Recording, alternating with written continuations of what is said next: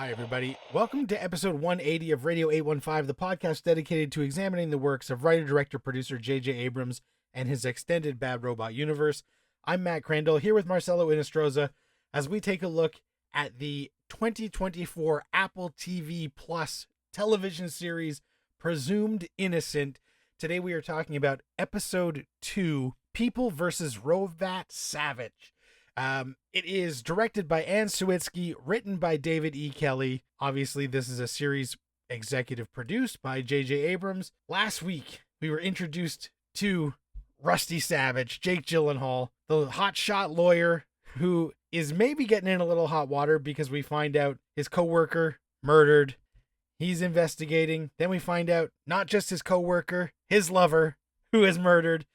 And then we find out that him and his team are on their way out as a new DA and hotshot lawyer are coming in. This episode begins at the scene that ended the last episode. So these two are basically the same scene. You could stitch these together and you would never know that one episode ended and another one started, because last week, Rusty, Raymond were having a meeting with Tommy Malto and De La Guardia, where Tommy Malto says, Carolyn was pregnant. Who could be the father? Rusty, do you have any idea? And we pick up right in this moment where Rusty has to admit that, there is a good chance he is the father and that the affair continued. And we see Raymond's shock and we see Tommy kind of enjoying this. And even De La Guardia is like, hey, dude, ease up. This is kind of a sensitive subject. So how are you feeling as we are thrown right into the same scene that we ended on last time? And Rusty is really struggling because things are not looking good for our dude. I think it's a really brilliant move by David E. Kelly to start episode 2 exactly where he ended episode 1. The thing that I like about this episode is that, essentially nobody in the office knew that Rusty was fucking his second chair. Like that was so far from everybody's mind. And one thing that I really like about this episode, I brought it up last week, right? If Rusty knew that he had a sexual relationship with his, co-counsel, that is a big conflict of interest. And after the meeting with the new DA, the new district attorney, his boss, the guy that Rusty works for, takes him into the bathroom and basically runs him a new asshole for exactly what I was talking about last week. Also, I love how the wall closes in on Rusty in this episode. Everybody that he goes to turn to help him out prove his innocence and to prove that he did not kill Karen turns their back on this poor guy. So for 46 minutes, we have to watch Jake Gyllenhaal run into a fucking wall, and it just gets worse and worse and worse and worse. And I love it. Yeah, and it's getting worse and worse because the evidence is really starting to pile up. And everybody who, was helping Rusty because they didn't think he was involved is now starting to think, oh shit, don't tell me I was on the side of the murderer. And, you said Raymond does take him and ream him out and say, this could be obstruction of justice. I lost the fucking election because we didn't solve this case. And now I find out you just been diddling around because you might have done it. This is bullshit. And of course, Rusty says, no, you were going to lose anyway. You were already on the way out, which kind of doesn't help his scenario. As you said, Raymond is totally taken aback that Carolyn and Rusty had a thing. But Tommy knew to push that button. So I think that, Tommy being the office creep or weirdo that we are not supposed to like, maybe he knew more than he was letting on. And even if he knew and he knew Rusty was in charge because he's De La Guardia's guy and wanted De La Guardia to win the election, he wouldn't have stepped up and said hey, this might be a conflict of interest, because he wasn't actually interested in justice until he got his new job. And now he's all about justice. So I start to wonder, there are some red flags about this new prosecutorial team because, Sarsgaard is so good at being a weasel that you see him and you're just like, oh, I can't stand you. But maybe he's right. Maybe Rusty is involved and maybe Rusty did this. And I like that we see Rusty trying to go about not his normal day-to-day, but we see him swimming these laps and he's trying to clear his head, but he's having flashbacks to him and Carolyn, screwing and a lot of things. and we see like everything is just bearing down on him while he's just trying to stay calm and do this. How do you think he's managing the stress of the situation early on in this episode before, like, as you say, the walls really close in on him, when he just starts to realize that these walls are moving? I would say if this was not played by Jake Gyllenhaal, like Jake Gyllenhaal does such a good job at showing a face that is absolutely losing control, but he does such a good job with it, with his facial expressions, especially when he starts to suss out that his former office that just fired him, by the way, is going to charge him with the murder. Everything that he does in that first scene or the first couple of scenes really tells us that he is a man losing his mind, or it's like he's a rat in a trap trying to find a way out. But to your point, when he gets home and he has to confront his wife, who knows that he had the affair with Carolyn, he turns down and he comes back down to earth, and he tries to give off this facade of calmness and control. But that all goes to shit when his wife doesn't play with him anymore, because his wife said in the previous episode, if you do this to me again, I'm going to fucking basically murder you. And Rusty told his wife initially that it just happened once. But in this conversation that they have, when he first gets home after getting fired, he tells her that he had a slip a couple months ago or a couple weeks ago. And I'm like, mother, are you kidding me? This woman has every right to throw your fucking ass out in the street right now. I don't care if you're Jake Gyllenhaal. This is unacceptable. Are you fucking kidding me? Right, and we know that she knew about the initial affair. She thought it was over. And of course, now that this pregnancy information is coming to light, Rusty has to let her know when he gets home. FYI, Carolyn, when she was murdered, was pregnant. I might be the father because we had started things back up. And he tries to diminish it and downplay it. He's like, no, it was just like a week before she died. It started back up and I'm sorry. And I like that the wife doesn't accept his apology, and we can see how mad she is. And then she is like, guess what, dummy? We have to tell the kids. And when he's like, well, do we have to? And she's like, well, yeah, because they're going to hear about it if you're going to be arrested or if this goes any further. And so I like when characters have to deal with the consequences of their own actions. Now, he may not have murdered Carolyn. We'll have to wait and see. But he definitely fucked around, and he's now finding out what that's going to be like. And having to break the news to your kids because they might see it on TikTok or be told in the classroom is pretty heartbreaking and pretty harrowing stuff. But Gyllenhaal and Ruth Negga handle their scene together so well that they do feel like a weary old married couple who we can feel that there is some love there, but like things are not as good as they used to be. The other thing that I love about this episode is I implied last week that Carolyn may have fucked up the chain of evidence to convict this guy, of hog tying these women and killing them, basically, right? The case that Carolyn and Jake Gyllenhaal's character Rusty worked on may have had a lot more holes in the boat than we initially thought. And when Rusty is trying to figure out, if there's any way that he can prove his innocence, he finds out that Carolyn has 2 blood samples on her body when she was murdered, right? And then he starts discovering more holes and more holes. And then I'm like, wait a minute, did she fix the chain of evidence to convict an innocent man? This guy was a psychopath, but did she put behind bars a psychopath just because she wanted to, or just because she knew the evidence against this guy wasn't good enough? So she settled for it. Why would she do that? Right. So that, as this episode goes on, there is ethical questions about Carolyn herself, where we find out that case that her and Rusty worked, she buried evidence because it wasn't solid and it didn't help their narrative to get their conviction. And of course, Rusty keeps visiting the guy that they did put in jail, and he visits him to get more information to see if there might be an accomplice or someone else out there who maybe did this to Carolyn. And the guy doesn't want to play ball because this is the guy who put him in jail, right? And even I like that he visits him just as a normal visitor, because in the previous episode he got to talk to him on official business, but now all special privileges are cut off from Rusty, and he has to just visit that guy as like a normal visitor. And obviously, if the guy who put you in jail for life came and is trying to get information out of you, it would be like, no thanks, fuck you. So that's not that surprising, but it makes us wonder, what team was Carolyn really on? Did she bend justice like this a lot? Could there be other people out there who were railroaded by her who want revenge? So there may be people that we haven't met who have motive, which we have to, try and suss out.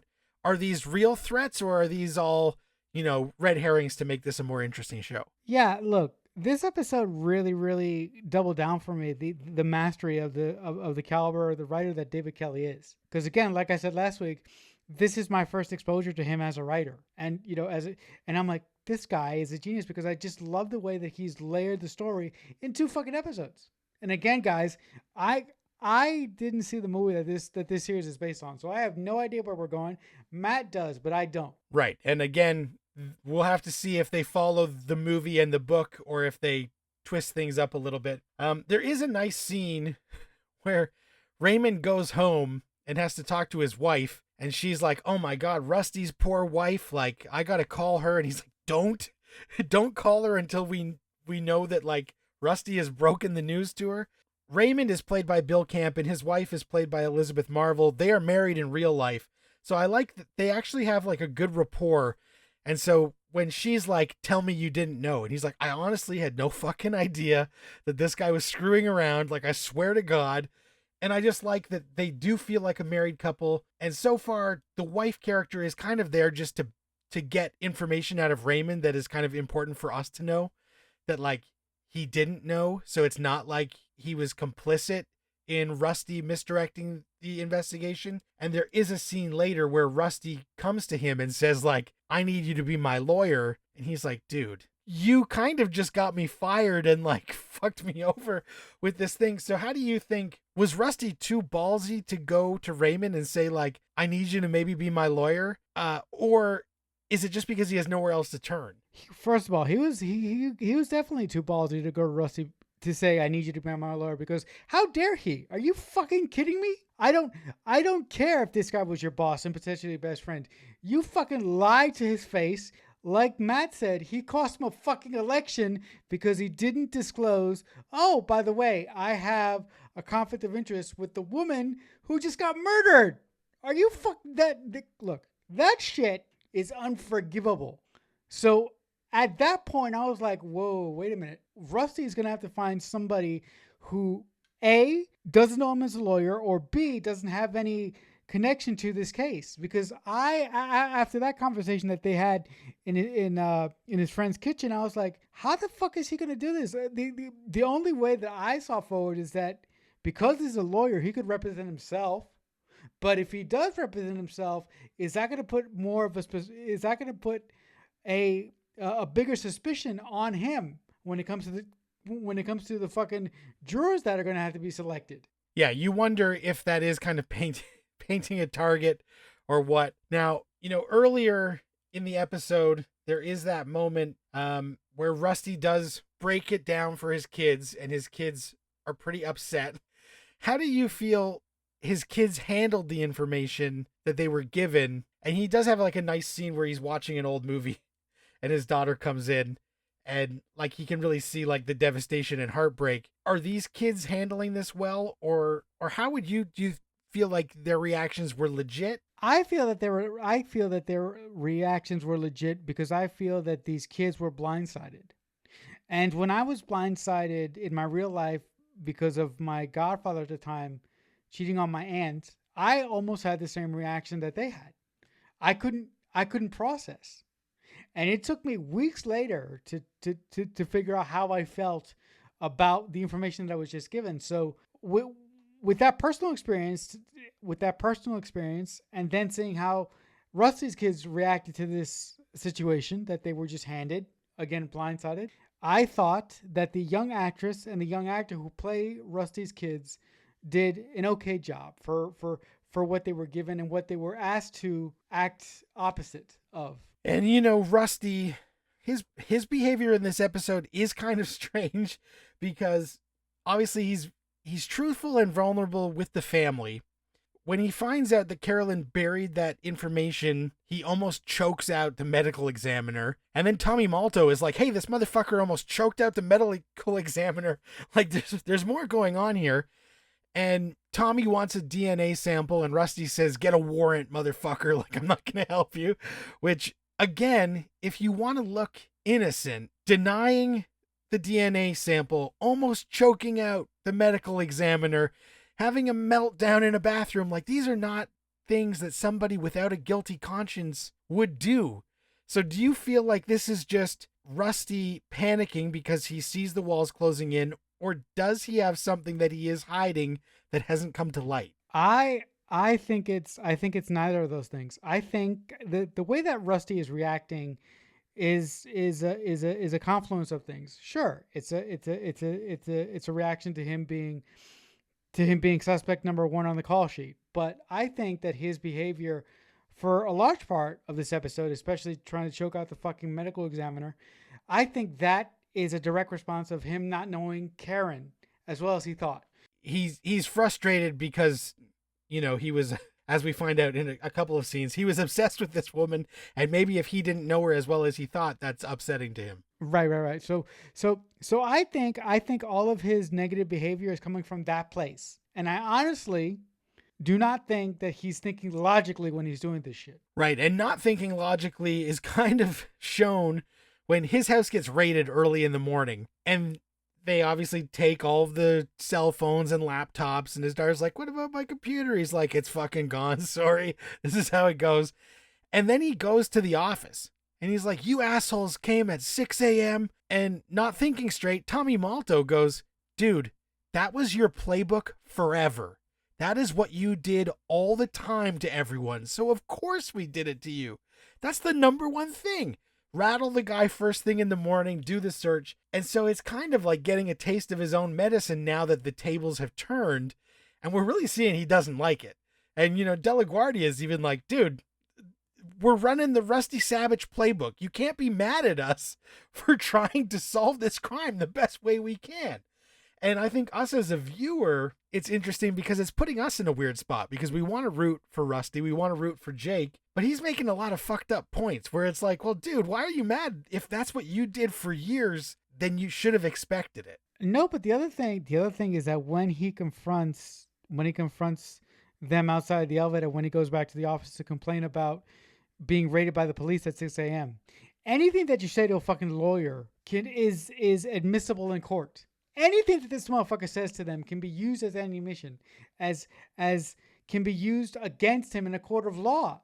Like, what the fuck is he doing? Is he distressed because of XYZ? Or like Matt said, does he have something to hide? Like, right. We aren't sure. And then we get another scene with him and his wife in therapy.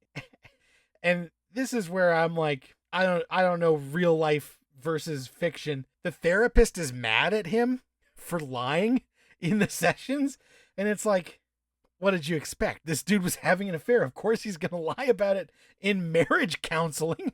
Like, that scene struck me as so weird that I wonder if it has any relevance going forward, because him and his wife at the therapist and the therapist being mad at Rusty, and I was like, I don't know, this therapist is giving kind of jealous psycho vibes. Like, did you get anything, or am I reading too much into it? No. That scene seemed very, very, very odd. Like no respective therapist would give their patient bullshit for lying to them. Like, really? Look, going through a therapist is a big step within itself. And do you, if you think a therapist will be mad at a patient for leaving specific things about themselves outside, or for leaving specific things about themselves out of the healing process of therapy, you're mistaken. So I think that was just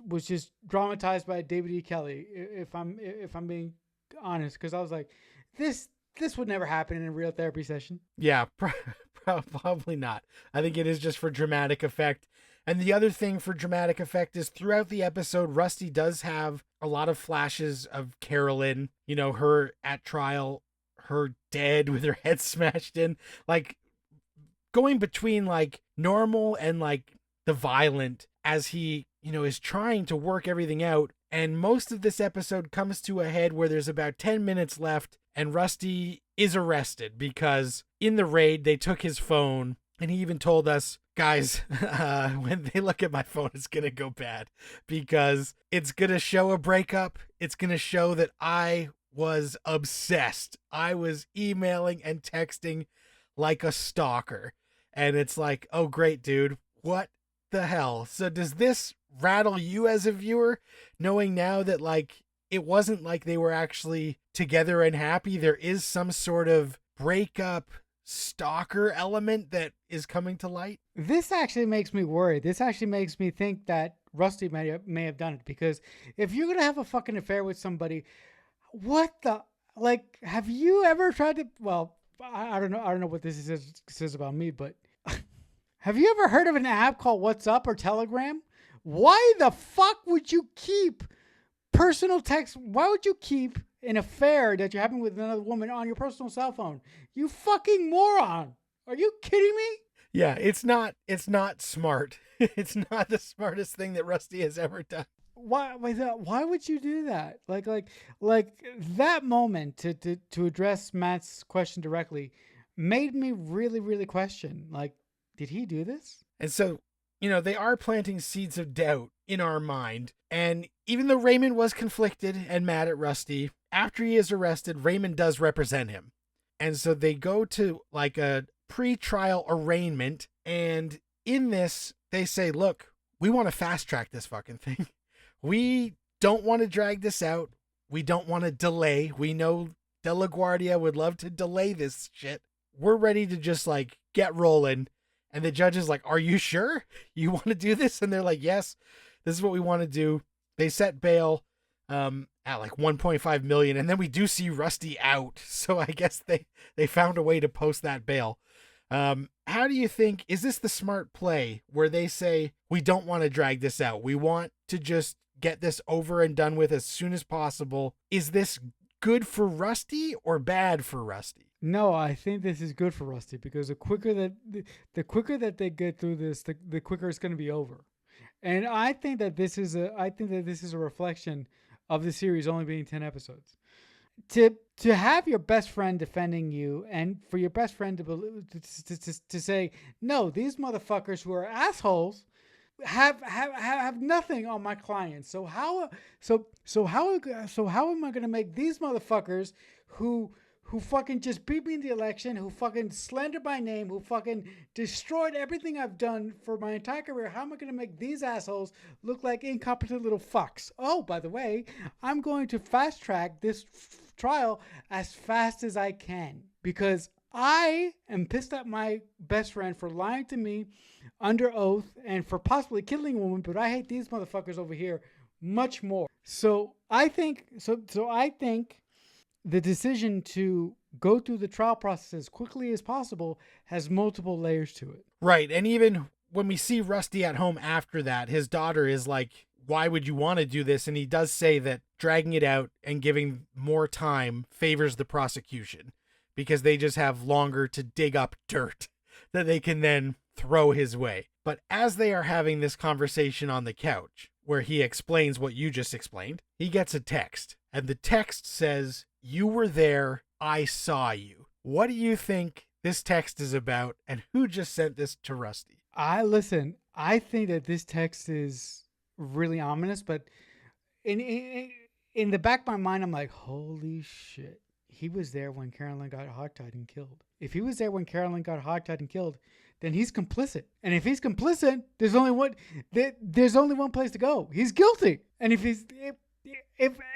he's guilty, how in the fuck is David E. Kelly going to make us like this guy or was this just a stinger going into the next episode? Multiple areas we can go down, guys. Right. We'll have to see if this is a credible threat. Was Rusty actually there? What time of day was he there? Was he there and she got murdered half hour after he left, or what's the deal? we will have to find that out when we talk about the next episode, episode 3 of Presumed Innocent, entitled Discovery, which is what we will be talking about next week. So if you guys are watching along, that is the homework for next week. If you guys are enjoying the show, great. Awesome. We're happy to hear it. You can like, follow, subscribe, share, tell a friend, leave a comment. We will read it on the show. You can find us wherever you can find podcasts or YouTube, or there's a Facebook and a Discord. Marcelo's in charge of all that good stuff, and you can check us out basically anywhere you want. Just type in Radio 815 into Google and you'll find a million things. And if you want to get in touch with me, sorry, you can't, but we can log some movies on letterboxd.com/MDC3000. Marcelo is much more interested in chatting and feedback online. Marcelo, what's the best place for people to get in touch with you? Well, if you want to get in touch with me and you want to talk about anything Bad Robot or this series, please don't spoil. You can contact me on X. I'm at CreekFanatic88. So that'll do it for this week. Thanks so much for listening. Until next time, Radio 815 over and out. Radio 815 is a Balloonhead Productions presentation in association with Killer Newt Productions.